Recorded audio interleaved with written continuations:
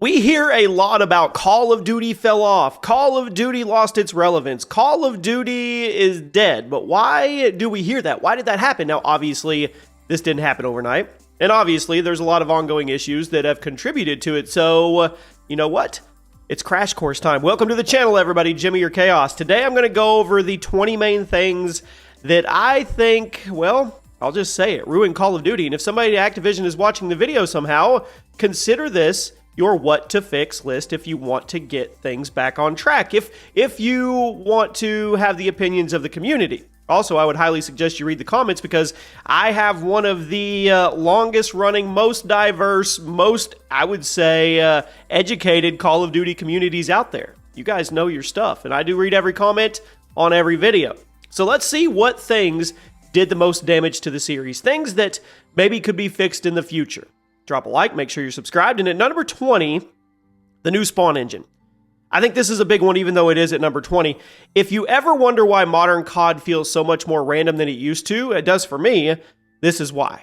Starting with Modern Warfare 2019, Call of Duty started using a squad-based spawn system. That was as opposed to using preset spawn points like previous Call of Duty games. This meant the game was no longer trying to spawn you somewhere safe that would keep the flow going. Instead, the game is just spawning you near a teammate, and that means you now regularly spawn in enemy territory, into gunfire, enemy line of sights, or literally right next to an enemy player. Now, when the spawn engine is just trying to put you next to teammates instead of putting you somewhere safe in friendly territory, it makes the multiplayer experience more random. It drastically increases the chances of getting instantly killed while also drastically decreasing the importance of capturing flags. I mean, the enemy will just spawn on your home flag anyway, so why would you mess with it? The new spawn engine, to me, is a major reason why so many classic maps don't play like they used to. The maps really didn't change as much. I think the spawn engine did. Guys, I want you to stick around till the end of the video because I have a couple questions for you. Feedback for the channel. I want you guys to help me tailor some things and figure some things out. I'll ask you at the end of the video. At number 19, Quickplay. Before Modern Warfare 2019, Call of Duty had a very straightforward matchmaking menu. You picked either core or hardcore, and then you picked the game mode, and then you searched for a lobby in that game mode. But starting with Modern Warfare 2019, Call of Duty started using a quick play system. You check the game mode you want to play, then you queue for all those game modes at the same time, and it makes your lobby of people who were also checking game modes. Well, it led to a lot of negative outcomes. First of all, the matchmaking is now much more complicated than it used to be. Second of all, Quick Play has basically killed certain game modes because there's no longer a dedicated list for them to be there. So nobody's queuing for them. Third of all, Quick Play, I think, killed post-game lobbies because the game had to re-queue you for all those game modes you checked after every single match. I mean, I think it's done a lot of damage to the matchmaking experience as a whole. And I think it's time we ditched it. Went back to the old way of matchmaking where you were just queuing for one game mode at a time. I don't think there was anything wrong with that system. At number 18. Doors. We talk a lot about doors on this channel. I remember we were actually kind of excited about doors, myself included, when they were first added to Modern Warfare 2019. We thought, me too, it was going to shake up the formula. A little more immersive, right? But none of us knew that the doors would completely destroy the flow of the game. Doors not only make the game inconsistent because you never know if a door is going to be open or closed when you get to that section of the map, but it also just encouraged camping because you could close yourself off from the rest of the entire lobby whenever you wanted to. If you wanted to sit by yourself in a room, do it. Just close the door behind you and sit in the corner, and you could get an instant advantage over anybody who was trying to kill you because they weren't able to see you until after they came through the door, at which point you would have already dropped them.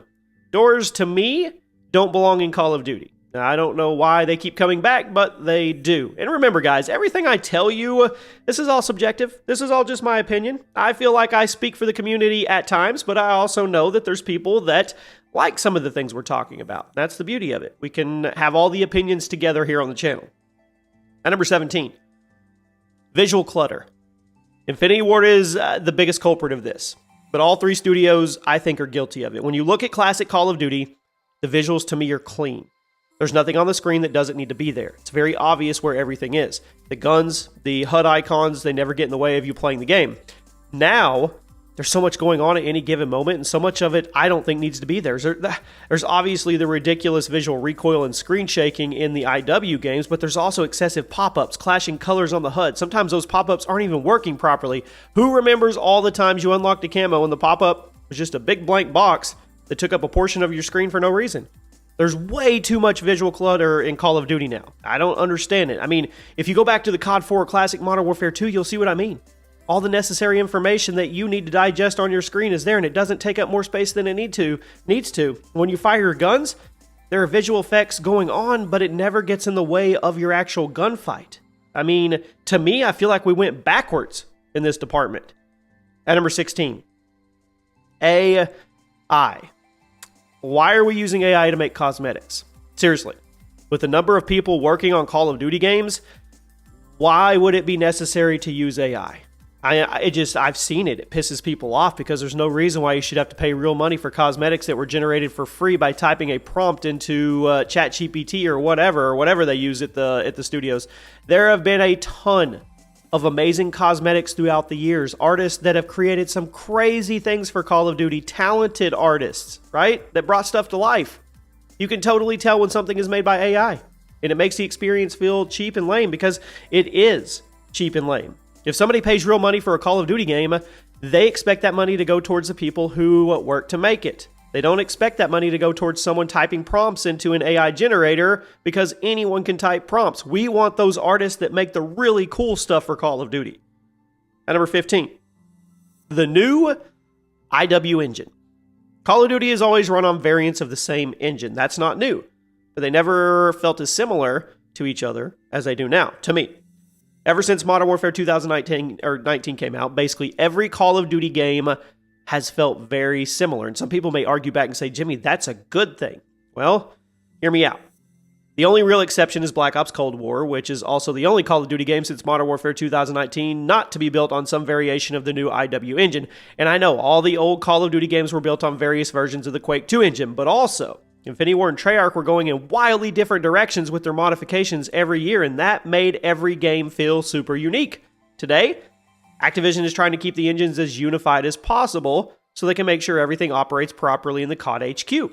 And also, that way they can slot in the various support studios, and those studios can jump into any project without actually having to learn a new engine. From a business standpoint, it makes all the sense in the world for these games to be nearly identical on the engines. But from a gameplay standpoint, I think it just makes the games feel the same. It makes the franchise fatigue a lot worse, and it feels monotonous to me. At number 14, seasonal DLC models. I'm not saying it is a bad thing that we get new content every few months, right? But when you look at the modern COD business model for DLC and compare it to the classic business model, it's very different. I don't think it's actually been a good change. Back in the day, the game would launch absolutely jam-packed with content. We would play it for hundreds of hours without any complaints. Well, we would have complaints. We're the Call of Duty community. And then we would get a big drop of maps and cosmetics 4 times a year. Now, the game launches with, I would say, a pretty bare-bones selection of content, and then we get drip-fed content post-launch, right? Usually along with a battle pass that's meant to maximize the amount of time you're spending on the servers. I understand why Activision might think they need to do things this way. But this was never a problem before. What's the problem with dropping the game full of content and then doing less frequent content drops? If you give players tons of great content on day one, they're not going to need that IV drip-fed content throughout the year to keep them on the servers. If you give players a good game on day one, they're going to stick with it. Heck, there are still people playing the classic Call of Duty games. The writing's right there on the wall. It's not a content drop problem. I think it's a content quality problem. And the seasonal DLC model is just preventing the developers from actually giving us a ton of quality content on day one because they can just give us the bare minimum on day one and drip feed the good stuff to you throughout the year. I think this model may have worked for a while, but I think it's lost its appeal. At number 13, Tac Sprint. Adding Tac Sprint, I personally think was a huge mistake. It made the movement inconsistent and opened the door for so many movement exploits that also made the game inconsistent. I don't know why we can't just have a Call of Duty game where everybody has the same movement methods, because that's how every Call of Duty game worked up until, you guessed it, Modern Warfare 2019. Nobody was complaining. Games like Modern Warfare 3 2023 and Black Ops 7 are now trying to slowly work Tac Sprint out of the game again, but they refuse to just delete it outright and make it no longer part of the COD experience. I don't get it. What is so hard about making a Call of Duty game that feels consistent? Get rid of tac sprint. The game plays better. And now I'm going to have the tac sprint stands in the comments that tell me I'm crazy. At number 12, voice and text chat moderation. Now look, Call of Duty is a toxic game. It's always been. People get toxic because the game is competitive and M-rated. You have to be 17 legally to buy the game, 18 in some countries, and you have all the tools you could ever need to avoid being yelled at. You can mute somebody, you could block somebody, or you could just go to a different lobby. But the last few years of Call of Duty have come with some really intense voice and text chat moderation. It completely goes against what the game is. How come I can get banned for saying a swear word into my microphone in an M-rated game, but the in-game operators are swearing like sailors and that's okay? Why can I get banned for talking trash in the text chat of a game where the whole point is to shoot the other people and kill them? I think the logic is all over the place here. I mean, the in-game characters are killing each other and doing violent finishing moves and swearing like crazy, but the people controlling those in-game characters will get punished if they're too mean to the other people in the lobby.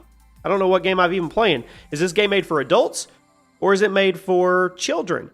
And I go back, some of you can go back with me because you've been around here that long. You go back to Modern Warfare 2, Modern Warfare 3 lobbies, Black Ops lobbies.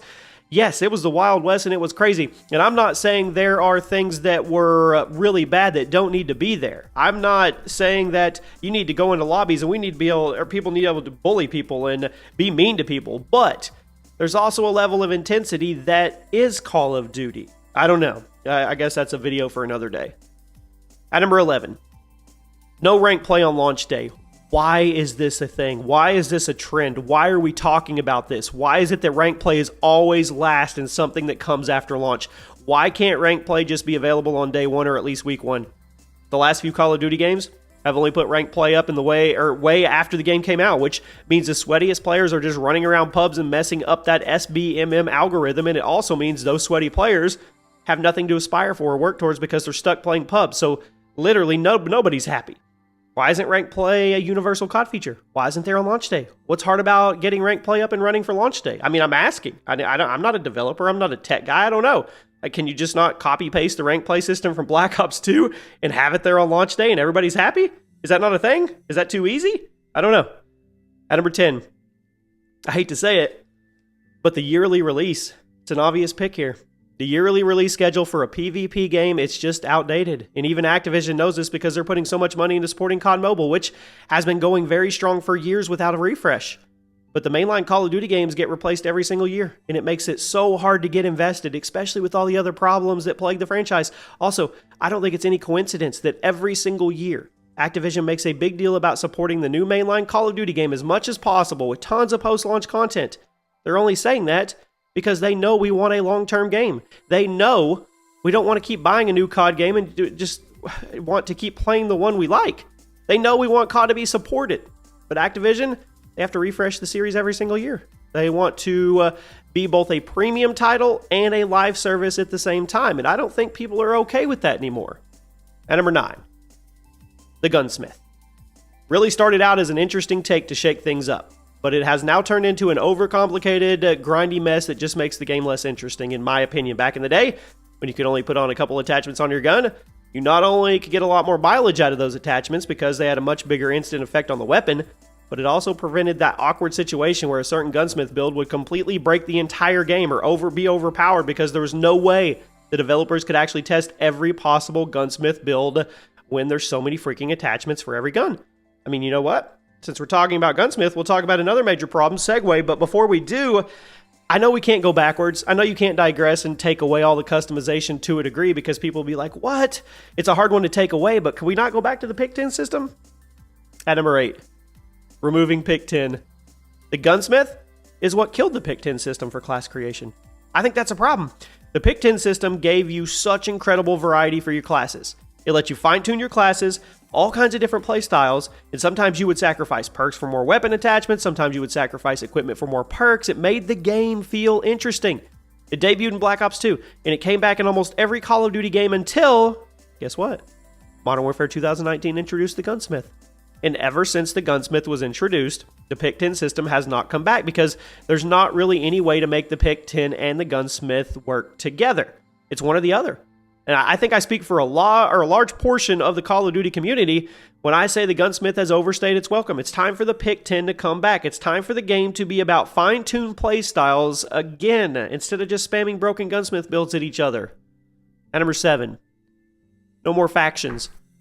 When's the last time a Call of Duty game came out where you actually cared about the factions? Seriously, answer this honestly in the comments. I mean, how many of you can even tell me what the factions are in Black Ops 6 and 7? I can't. Factions used to be a major part of the COD multiplayer experience, but now that Activision is selling us operators, they can't have factions anymore. COD Vanguard is a game set in World War II, and the multiplayer factions are, you ready? My team and the enemy team, because that's the only way the operators could fit in the game. But when you go back to classic Call of Duty, the factions were such an essential part of the experience. They had unique character outfits, unique music for the start and the end of the match, unique announcers for every team, and it gave the game so much more personality. Activision, they're charging upwards of $20 for a new operator skin, so they can't have factions anymore because you can't have the same operator on both teams at the same time, because that would defeat the point of having factions in the first place. They're literally sacrificing immersion for the sake of $20 operator bundles. They are. And speaking of that, at number 6, Overpriced Cosmetics. Who remembers when everyone was mad at Activision for the supply drops? Well, now you have $20 skins. Was it worth the trade-off? I don't know. I mean, some of these skin bundles are literally the price of an entirely new game. I'm not saying the supply drops were a healthy thing to have in the game, but there had to be a middle ground. There's no reason the price of a new Call of Duty game should be the same as the price of 3 skin bundles. That, to me, just blows my mind. If you're going to make the bundles this expensive, you need to make the game free to play. But they're not going to do that. So not only are all the cosmetics destroying the immersion of the game because they got rid of the factions, but they're also making the whole thing feel kind of not good because it's overpriced. And since we're on one here, we're catching a gear, let's go one more DLC-related issue. Welcome to the top 5. We have arrived. Wacky skins. Why is Seth Rogen a skin in the game? Why is Nicki Minaj an operator? Why are Beavis and Butthead here? Why are the Ninja Turtles here? Why is American Dad here? What game am I even playing? I remember back in Black Ops 2 when people thought the bacon gun camo was over the top. I remember back in Advanced Warfare when people thought the creepy clown outfit was a step too far. If only we knew how far things were going to go. There's no consistent tone of the game anymore. And you're probably going to say, Jimmy, you're an old head. Just don't buy the skins you don't want. Get with the times. But that's not the issue. The issue is these skins completely destroy any kind of consistent tone that the game would have. It doesn't even matter because the game gets replaced every 12 months. You want to have wacky skins in an ongoing cartoonish game like Fortnite, I get it. Heck, I could even live with the crazy skins if they were limited to Warzone, or if you had a toggle where if you're the other person, all you see is normal skins, because at least the game is an ongoing free-to-play game that constantly, I don't know, I'm going off on one. Standard multiplayer, I just think they've done a lot of damage. They make all the games feel pointless. What's the point of even calling the game Black Ops if it's Ninja Turtles? At number 4. Safe space map design. Starting with, you guessed it, Modern Warfare 2019. The Call of Duty developers, specifically Infinity Ward, started openly talking to us about the fact they wanted to design their maps with safe spaces for players to sit in that didn't want to run around in the battle. Let me ask you something. If you're too scared to run into the battle in a video game, why are you playing Call of Duty? Why are entire maps being designed to protect people who seemingly don't even want to play Call of Duty? And you can totally tell when a map is designed with safe spaces in mind. It's obvious. Dark corners, random rooms, heavy doors, head glitches, you know the deal. Thankfully, the safe space maps aren't common from Treyarch or Sledgehammer, but Infinity Ward has made it very clear. They think the safe spaces are essential for Call of Duty these days, which means Modern Warfare 4? You already know. Probably. We'll see. Hopefully not. At number 3, let's do brain rot map designs. It's no secret that a lot of new Call of Duty maps are deliberately designed to get you into the action as quickly as possible, regardless of how well the map flows or not. This is why we have maps like Bullet, Stakeout, and 50 different versions of Shipment that get progressively crazier and dumber, honestly.